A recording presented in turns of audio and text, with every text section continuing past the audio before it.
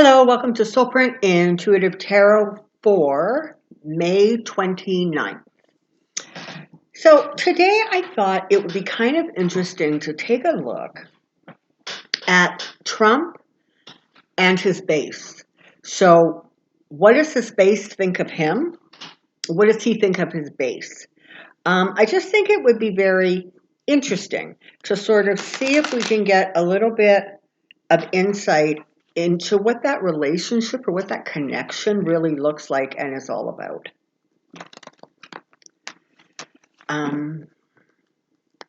So that's my question. That's my question. So more than 100,000 deaths, and Trump is trying to convince the world that that's wonderful and he's done a fabulous job.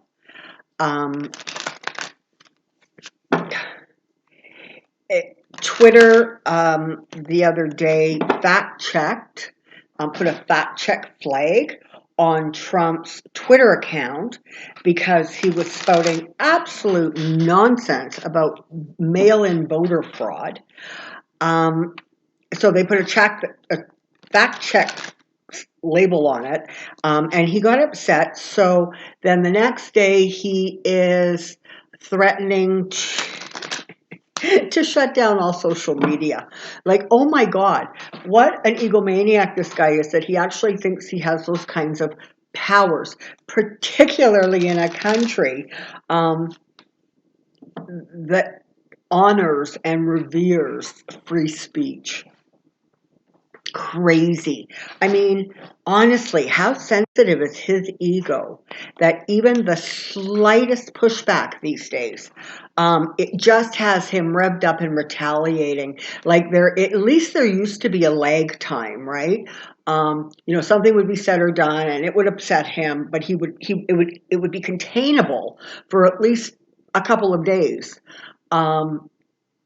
And now it's containable for, I don't know what, 45 seconds? All right. Whoopsie, these are not shuffling. One more shuffle and then let's just get on with this, shall we? There we go. Come on down. I have a question. There we go. So, tell me about Trump and his base. Trump and his base. Trump and his base. And my other teacup.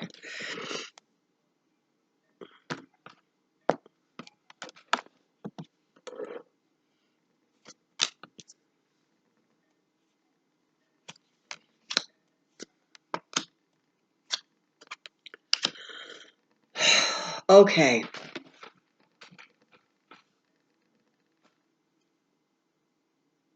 What you have here is a man who, unfortunately and tragically, has mastered the art of gaslighting. He has mastered the art of trolling. Because of that, because he seems to just get away with it, because his base eats it up like some sort of a treat, he is able, literally, to go in and completely bend and twist people's sense of reality. And often he does that. I mean, sometimes he's just trying to rewrite history, but sometimes it's literally trying to alter their reality or their perception of reality. And he's unfortunately, shamelessly good at it. So I'm talking about for the base, for his base, okay?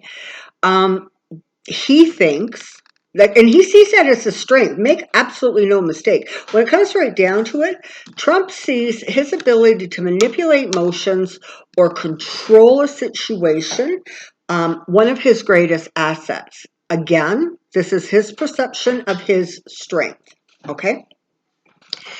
As far as his base,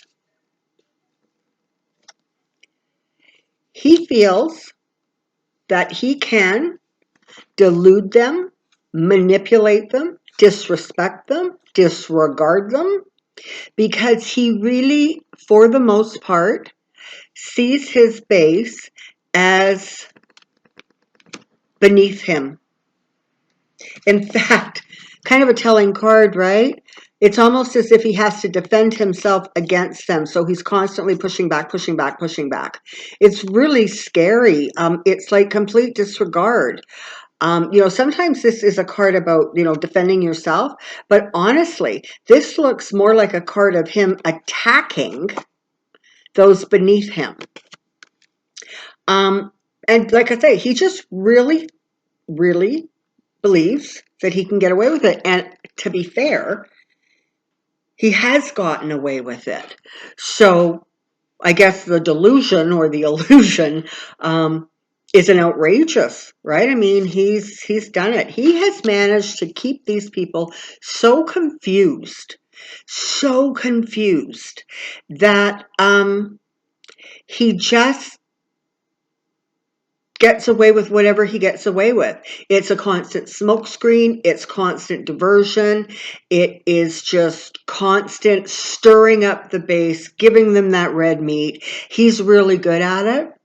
And they, frankly, are so bamboozled at this point that they no longer question anything unless he says it. Or they question everything unless he says it.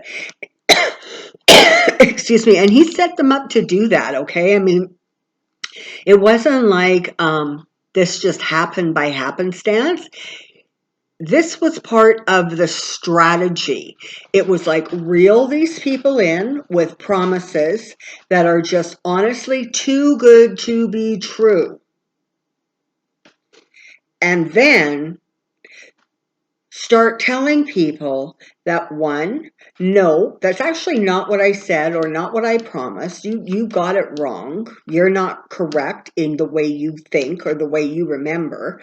But in order to distract you from that, I'm going to start flooding the media with outrageous, shiny ball, look at this distractions. And so for a lot of people who are part of Trump's base,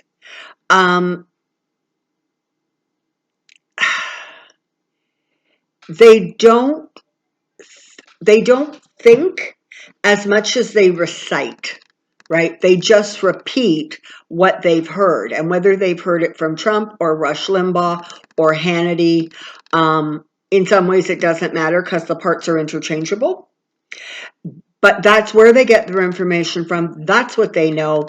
And for whatever reason, most people have sort of an intuitive or an instinctive sense when somebody is dissing them. When somebody's treating you bad, when somebody's belittling you or trying to humiliate you. The average person knows that and will push back. But for some reason, Trump's base has become so complacent, so compliant, that they just accept whatever nonsense is spewed out. They've completely lost their ability for rational thought. In many ways, it is literally like a brainwashing. He tells them what they want to hear to make them feel good. And what makes anybody feel good is feeling like you're not alone, feeling like your concerns and your voice are heard. Telling you that the terrible things that are going on in your world can be fixed by a stable genius. It is telling people that I am part of your tribe. And so what you have is groupings of people coming together who are so rigid in their antiquated thinking and belief structure that they're going to latch on to whoever says, you're right, there's so much injustice, you're not being treated well, people don't listen to you, people don't care. I will do that. And meanwhile, he literally strips all assets and all support from his very base, because he's told them, he's told the farmers, he's told the fishermen, you know, you need to make a sacrifice for this country. You do. And I understand there are sort of three components that go into Trump's base, right? There are the across-the-board kind of red state Republicans, okay? That's a big, big part of his base. Another part of his base is those people who may not necessarily agree with him, but like to flirt around the edges of fame or success. They're the ones that you see behind Trump when he does his rallies. It's almost as if they're trying to get their own star noticed. They're the ones who laugh and clap and stomp their feet, and it really doesn't matter what he's saying. All they know is the more outrageous it is, the more entertaining it is, the more they like him, because they've lost track of the fact that this guy is supposed to be a president as opposed to a reality star. They like him in the role of reality star, and so that's the role that they sort of keep him in. And they don't understand or don't choose to see that a president is not supposed to have as their primary function being entertaining. But apparently they think it is. And the third group are the big businesses, the big corporations who are supporting him. They think he's an absolute jackass. They think he is beyond stupid. He's ignorant, like just simply doesn't know anything. But you know what? He is so eager to play in that big boys club that he is going to give them whatever they want so that they will accept him. And he foolishly thinks, because of course his whole belief structure is about if you're a friend of mine, right? So he really thinks that once he leaves office, it's going to be fine too. And so what you have is a situation where the wealthy truly are raping the rest, whether that is the corporations, or whether that is the administration, whether that is McConnell or Trump or Lindsey Graham or whoever else. That is how he sees his base. That is what he does to the base. He has no respect. Absolutely no respect. Well, sorry about that. We had to stop and do a feline head count, but they're all accounted for, so let us continue. So, this is a terrible thing to say, and I hate that I'm going to say it, but honestly, he doesn't care. He doesn't care if they die. He doesn't care if people are maimed.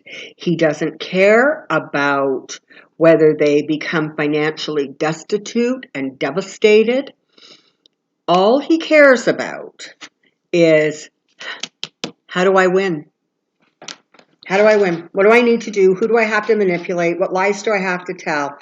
Because they're going to believe it to win. They die? Oh well. They were old anyways, costing a lot of money. Don't need them around.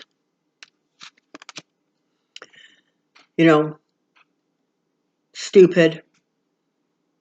Never going to be successful. Aren't important people. He doesn't care. All he cares about is winning.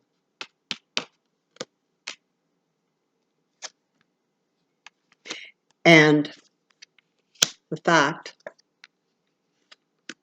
that he is starting to understand that he is literally becoming imprisoned within his own reality, that alternative reality. He is more and more starting to believe his own gaslighting. That's literally it. He believes his own version of reality. He has sold himself a bill of goods, along with all of those hardworking, rural, conservative Republicans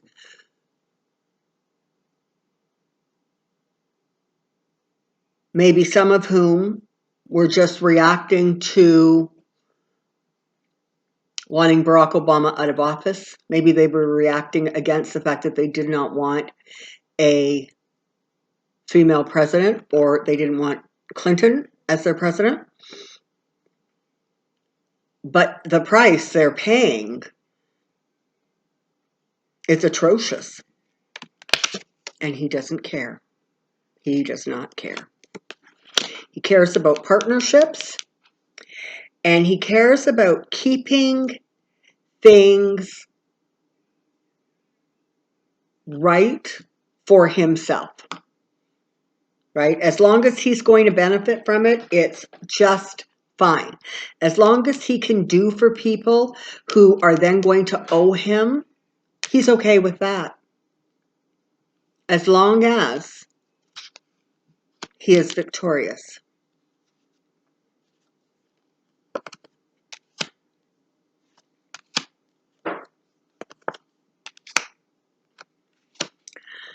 So, he's going to continue to go full stream ahead, right?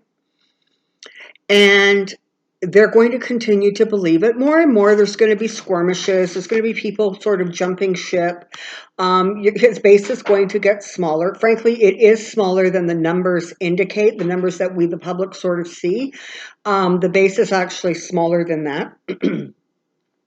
But he's going to continue to get them whipped up, and he's going to continue to charge ahead with a replay of his 2016 playbook because, again, one-trick pony. So you can anticipate to see things become more aggressive, him become more aggressive, the people who support him perhaps becoming more aggressive. Sorry, excuse me. Because all he cares about is himself.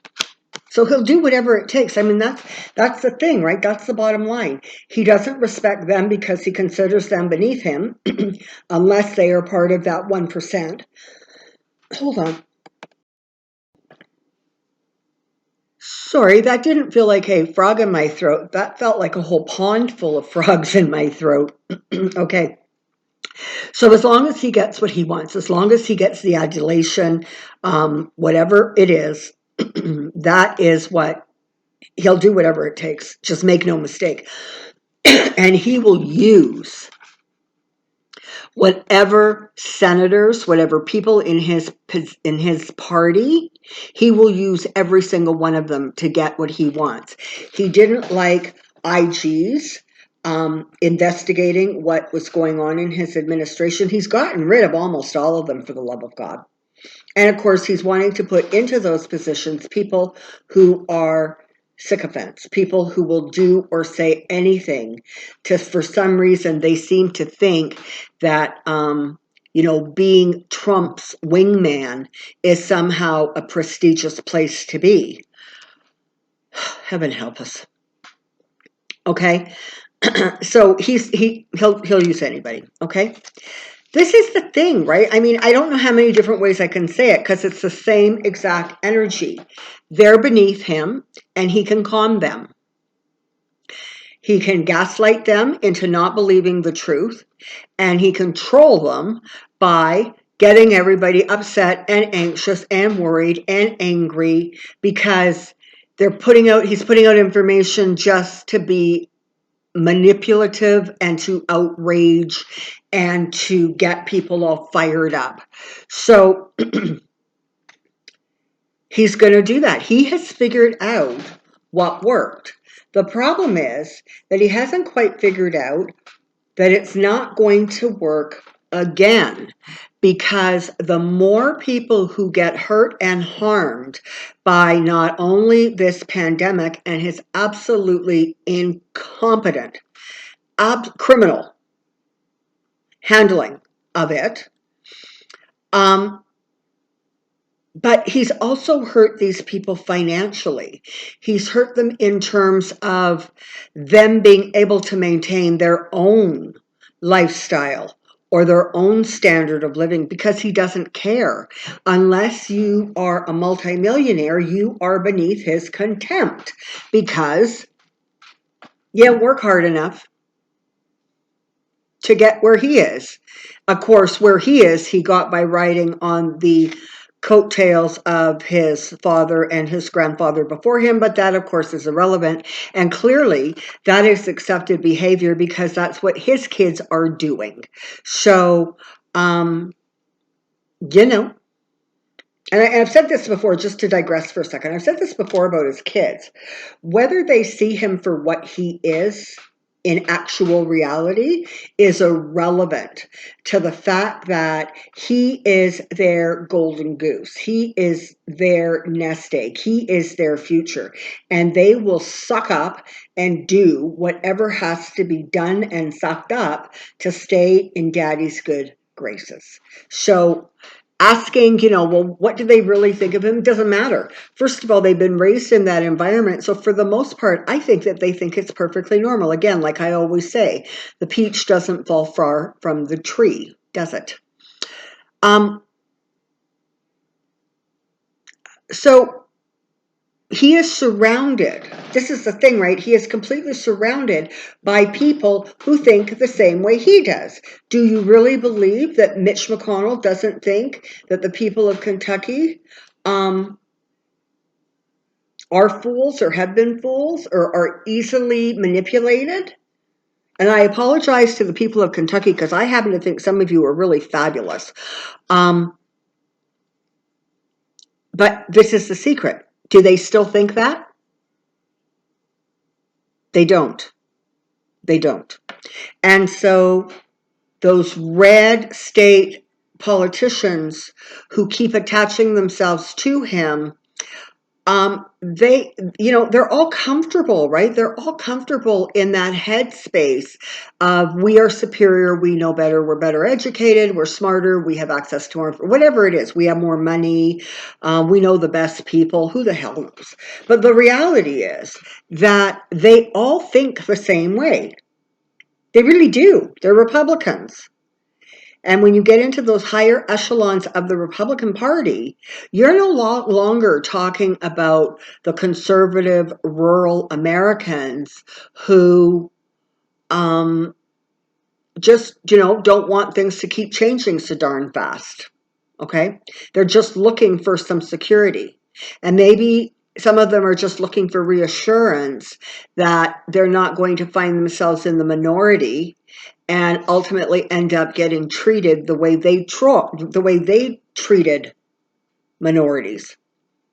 Who knows? But he is surrounded by people who think the same way, and so there is nobody censoring his thoughts or his language, and that is why he says these really crazy and outrageous things, and nobody corrects him, and nobody jumps to his defense, because it's just sort of become status quo. He says stupid things, his base mindlessly repeats him, or they privately and quietly agree with him.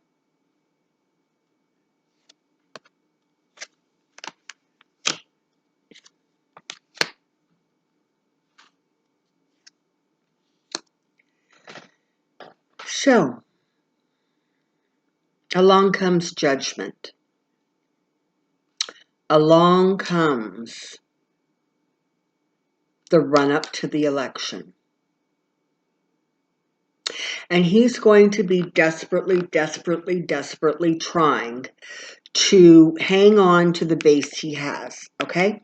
He's not he has not once been able to grow his base, and he is certainly not going to be able to grow his base now in a place where there is not only a deadly pandemic that continues to roar through the country and a absolutely devastating economic picture that can only get worse, because he won't listen to science and reason, and he won't stop this push to open everything up.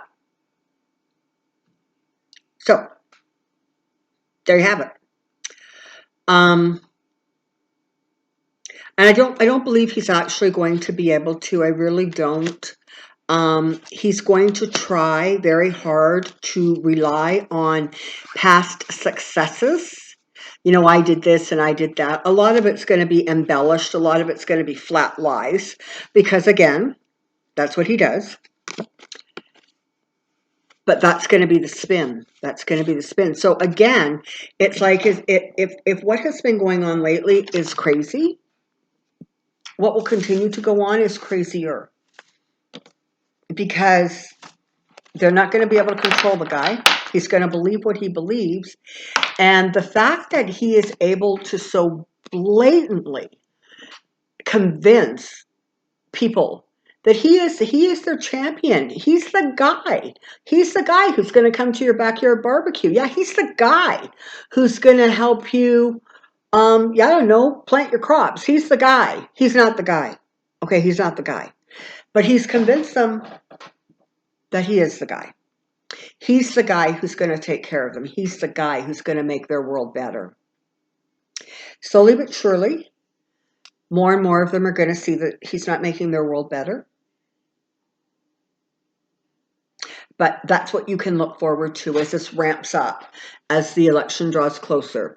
You're going to see his complete disregard and almost disgust for his base, because he's not going to be able to control his reactions. And he's going to get more aggressive, because a good chunk of them seem to respond to that.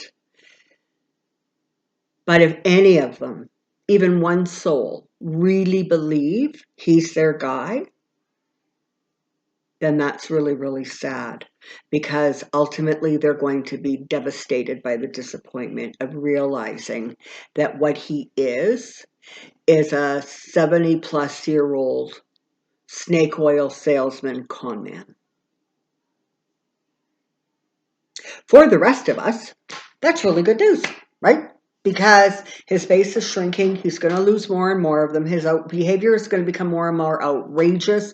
The crazier the stuff is that he gets, especially when he tries to harken back. There's all these videos, there's all this documentation that isn't actually the truth. And so he's going to be continually caught in his own lies. All right. Oh, have a good weekend. Have a good weekend. Please take a moment, if you desire, if you wish, to send a thought or a prayer to George Floyd's family. He's in Minneapolis. I suppose there is some justice to the fact that the 4 cops were fired who were involved in his death. But let's please send some energy to those who are grieving and in pain over yet another example of sort of not only the police really, really executing their power to a deadly degree, but also just another indication of the fact that Black people really continue to have a hard row to hoe in the United States. Enjoy your weekend. I will see you on Monday. If you are wanting a personal reading, the information is in the box below. And until next time, take care, be well, and I'll see you soon. Bye-bye.